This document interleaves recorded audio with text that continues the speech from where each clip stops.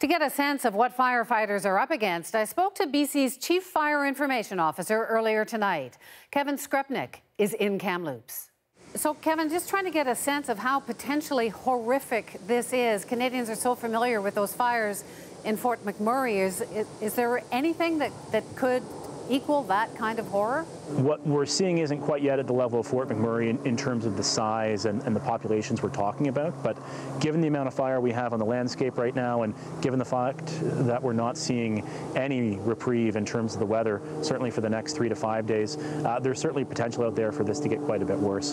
Having said that, I certainly don't want to speculate based on anything that's happened in the past, and we're doing everything we can to protect these communities, keep highways and transportation routes open, and trying to keep people abreast of what's going on. What is the scariest thing? Is it the weather? The weather has really been the driving force here, Wendy. We've had 2 to 3 weeks of really hot and dry conditions, unseasonably warm here in BC. That's really set the stage for where we're at today, and of course, that all was kicked off Friday when we had a really intense weather system come through, thousands of strikes of dry lightning across the central part of the province, and that's really what set the stage for where we're at today.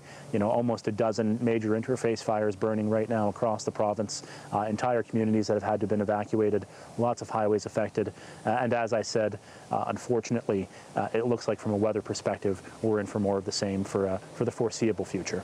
So, I know the fires aren't under control, but is the firefighting effort what you would hope it would be? Given this level of activity, if this tempo is going to continue, it is going to start to stretch our resources. So we're already looking ahead, not just 2 to 3 days ahead, but 1 to 2 weeks in terms of how long this level of fire could continue. So we are bringing in resources from out of province. We're reaching out to our partner agencies across Canada, in the neighborhood of 300 personnel starting to arrive Monday and Tuesday. We're reaching out to the forest industry here in BC. They've got a lot of trained crews in firefighting. We're moving our own resources around as well to priority areas of the province to make sure that we've got as many resources where they can do the most good. Further to that, bringing in more aircraft, more equipment as well, really so we can bring as many resources to bear in terms of addressing this situation. Kevin Skrepnek, thanks so much for this, and good luck to you all. Thank you. My pleasure.